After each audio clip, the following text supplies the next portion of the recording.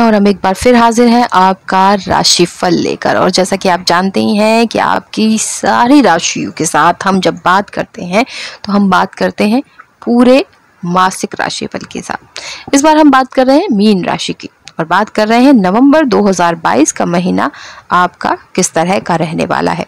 सामान्य तौर पर हम बात करेंगे ग्रहों की स्थिति का किस तरह का असर रहेगा आपके परिवार में, कार्य क्षेत्र पर, शिक्षा पर, प्रेम संबंधों पर और आपके विवाह संबंधों पर, और यहाँ तक कि आपके कार्य क्षेत्र में आपको किस तरह के फल प्राप्त होने वाले हैं, ग्रहों की स्थिति किस तरह की रहने वाली है।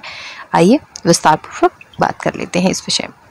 सामान्य तौर पर मीन राशि के जातकों के लिए नवंबर का महीना उतार चढ़ाव से भरा रहेगा। इस महीने आपके स्वास्थ्य में गिरावट के बाद सुधार होने की स्थिति बनेगी। अपने खर्चों से ज्यादा इन आमदनी पर ध्यान देने से आपको लाभ होगा। आपको पारिवारिक गतिविधियों में बढ़ चढ़कर हिस्सा लेना चाहिए और धार्मिक क्रियाकलापों में भी आगे आना चाहिए। इससे आप खुद को काफी सहज महसूस कर पाएंगे और इस महीने के सही समय का पूरा लुत्फ उठा पाएंगे। नवंबर का ये महीना आपके जीवन के लिए कैसा रहेगा, परिवार, करियर, स्वास्थ्य, प्रेम आदि क्षेत्रों में आपको किस तरह के फल प्राप्त होंगे, आइए जानते हैं विस्तार पूर्वक। सर्वप्रथम बात करते हैं आपके पारिवारिक क्षेत्र की। घर में तो सुख शांति रहेगी, लेकिन किसी सगे संबंधी के घर से कोई अप्रिय समाचार मिल सकता है जिससे घर में निराशा का माहौल रहेगा। इस दौरान आपकी माता का स्वास्थ्य भी बिगड़ सकता है, इसलिए उनका पूरा ध्यान रखें। किसी भी काम को करने से पहले अपनों से बड़ों का परामर्श अवश्य लें। दूसरे भाव में राहु महाराज की उपस्थिति परिवार की स्थितियों से आपको थोड़ा अलग बनाएगी। अष्टम भाव में बैठे बुध, शुक्र और सूर्य तथा केतु के प्रभाव के कारण आपका मन अपने कुटुंब के लोगों से खट्टा हो सकता है और किसी बात को लेकर सभी कुटुंबी जनों में आपस में कहासुनी हो सकती है और परिवार का माहौल बिगड़ सकता है। लेकिन यदि धैर्य रखेंगे और स्थितियों को समझेंगे तो आपसी बातचीत से रास्ता निकलने की कोशिश करेंगे तो वाद विवाद भी कम ही होगा। सूर्य, बुध और शुक्र के महीने के उत्तरार्ध में नवम भाव में आ जाने से स्थिति ज्यादा अच्छी हो जाएगी। मंगल देव के तीसरे भाव में गोचर करने से भाई बहनों के लिए थोड़ा परेशानीजनक समय होगा, लेकिन इस दौरान वे आपकी काफी मदद करेंगे और आपको सफलता मिलेगी और इसके लिए आप प्रयासरत भी रहेंगे। भाइयों के सहयोग से आपको अच्छी तरक्की मिलेगी। चतुर्थ भाव में मंगल की महीने के पूर्वार्ध में स्थिति परेशानीजनक रहेगी, लेकिन उत्तरार्ध में स्थितियां अनुकूल हो जाएंगी और आपको अपने घर में सुकून महसूस होगा। माह के अंत में घर के किसी सदस्य के लिए विवाह का प्रस्ताव भी आ सकता है। अपने भाई बहन के प्रति स्नेह का भाव रखें तथा उन्हें भरपूर प्यार दें। बात आपके कार्य क्षेत्र की कर लेते हैं। करियर के दृष्टिकोण से देखें तो दशम भाव के स्वामी बृहस्पति महाराज वक्री अवस्था में प्रथम भाव में स्थित है। ये स्थिति आपको कर्मठ बनाएगी और अपनी नौकरी में आप काफी मेहनत करेंगे। आपको अपने काम का और अपने कर्तव्यों का बोध रहेगा और काम के प्रति लापरवाही नहीं बरतें, जिससे आपका प्रदर्शन बहुत अच्छी स्थिति में आएगा। आपके एकादश भाव में शनि महाराज विराजमान रहेंगे, जो आपके वरिष्ठ अधिकारियों से आपके संबंधों को अनुकूल बनाने की दिशा में आपकी मदद करेंगे और इससे आप काफी सहज होकर अपना काम कर पाएंगे। वक्री मंगल आपकी कुंडली के चतुर्थ भाव में रहेंगे और दशम भाव को देखेंगे, जिससे आपको थोड़ी बहुत सुविधा भी होगी और कुछ चुनौतियां भी आएगी। लेकिन महीने के उत्तरार्ध में मंगल महाराज के तीसरे भाव में जाने के बाद आपका साहस और पराक्रम बढ़ेगा, जो आपको चुनौतियों का सामना करने लायक बनाएगा। इससे आप सफल होंगे। कार्य क्षेत्र में अपने सहकर्मियों से अच्छे संबंध बनाए रखने का प्रयास करें। यदि आप कोई व्यापार करते हैं तो आपके लिए यह महीना अत्यंत उपयोगी साबित होगा और आपको अपनी मेहनत से पूरे परिणाम प्राप्त होंगे। बृहस्पति महाराज की प्रथम भाव से सप्तम भाव पर पूर्ण दृष्टि और एकादश भाव में शनि महाराज के प्रथम भाव से व्यापार में अच्छी उन्नति प्रदान करेंगे।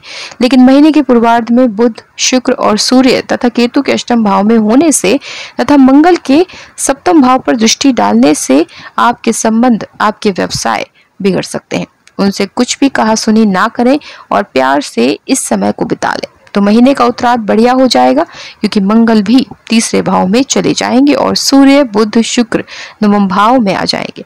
आपके व्यापार में यात्राएं भी बनेंगी और नए संपर्क भी जुड़ेंगे, जिससे व्यापार फलीभूत होगा। बात करते हैं व्यापार व नौकरी को लेकर।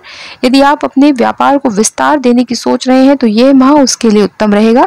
इस माह आपके द्वारा किया गया कोई भी समझौता भविष्य की दृष्टि से लाभदायक सिद्ध होगा। बाजार में आपके मृदु स्वभाव के कारण सभी आपसे प्रसन्न रहेंगे तथा प्रतिष्ठा में बढ़ोतरी देखने को मिलेगी। यदि आप राजनीति के क्षेत्र में हैं तो इस माह कई ऐसे अवसर प्राप्त होंगे जिससे भविष्य उज्जवल बन सकता है। सरकारी अधिकारी अपने लिए कुछ नया करने का प्रयास करेंगे जिसमें उन्हें सफलता मिलेगी। निजी क्षेत्र के कर्मचारी अपने लिए नई जॉब ढूंढने का प्रयास करेंगे। बात करते हैं आर्थिक दृष्टिकोण की। यदि आर्थिक दृष्टिकोण को देखा जाए तो शनि महाराज पूरे महीने अपनी ही राशि मकर में एकादश भाव में रहेंगे और आपके लिए नियमित आमदनी का रास्ता खोल कर रखेंगे। यानी कि पैसे की वजह से आपका कोई काम नहीं रुकेगा और आपके सभी काम चलते रहेंगे। छठे भाव के स्वामी सूर्य देव के महीने के पूर्वार्ध में आपके अष्टम भाव में होने से आप कर्ज चुकाने में कामयाब हो सकते हैं। आप पूरा प्रयास करेंगे कि कोई पुराना दिया गया लोन है उसे खत्म कर दिया जाए। महीने के उत्तरार्ध में सूर्य बुध शुक्र के नवम भाव में उपस्थिति और वक्री मंगल महाराज का आपके तीसरे भाव में जाना आपको मजबूती प्रदान करेगा। आप आर्थिक चुनौतियों का डटकर सामना करेंगे और उनसे बाहर निकलने का रास्ता खोजेंगे। इससे आपको सफलता मिलेगी और आप आर्थिक चुनौतियों से बचेंगे। महीने के पूर्वार्ध में अष्टम भाव में 4 ग्रह होने से अचानक से धन खर्च और धन हानि के योग बनेंगे, लेकिन महीने का उत्तरार्ध इन कमियों को पूरा कर देगा और आपको अचानक से संपत्ति की प्राप्ति भी हो सकती है या पैतृक संपत्ति मिल सकती है, जिसके परिणाम स्वरूप आपकी आर्थिक स्थिति प्रबल हो जाएगी। और अब बात करते हैं आपके शिक्षा और करियर की। स्कूल में पढ़ रहे छात्र अपने लिए ऐसे क्षेत्रों को चुनेंगे जो भविष्य में फलदायी होगा, लेकिन किसी भी निर्णय को लेने से पहले अपनों से बड़ों से अवश्य परामर्श लें। यदि आप अभी अभी कॉलेज में हुए हैं तो आपको सहपाठी आपसे द्वेष भाव रख सकते हैं, वे आपकी छवि को नुकसान पहुंचाने का प्रयत्न करेंगे, लेकिन आप किसी तरह के वाद विवाद से स्वयं को दूर रखें। इंजीनियरिंग के छात्र अपने लिए नए आयाम स्थापित करेंगे जिसका परिणाम उन्हें जल्दी ही मिलेगा। सरकारी परीक्षा की तैयारी कर रहे लोगों को इस माह निराशा हाथ लग सकती है। बात करते हैं आपके स्वास्थ्य की। मौजूदा परिस्थितियों के कारण आपको तनाव का शिकार होना पड़ सकता है। ना चाहकर भी आप स्वयं पर अत्यधिक दबाव को महसूस करेंगे। ऐसा करके आप खुद के स्वास्थ्य को और खराब ही करेंगे। सब कुछ संभालने के चक्कर में आप स्वयं को बोझिल महसूस कर सकते हैं। यदि स्वास्थ्य के दृष्टिकोण से देखें तो महीने का पूर्वार्ध कमजोर रहेगा, क्योंकि अष्टम भाव में बुध, शुक्र, सूर्य और केतु का प्रभाव रहेगा। मंगल महाराज भी चौथे भाव में बैठकर सप्तम भाव को देखेंगे। ये सभी ग्रह स्थितियां आपके स्वास्थ्य को प्रभावित करेंगी और आपके पेट में दर्द, पेट में गैस, जलन, अपच, एसिडिटी जैसी समस्याएं परेशान कर सकती हैं, लेकिन सूर्य, बुध और शुक्र के अष्टम भाव से निकल जाने के बाद काफी अच्छी स्थिति हो जाएगी और स्वास्थ्य समस्याओं में सुधार होगा।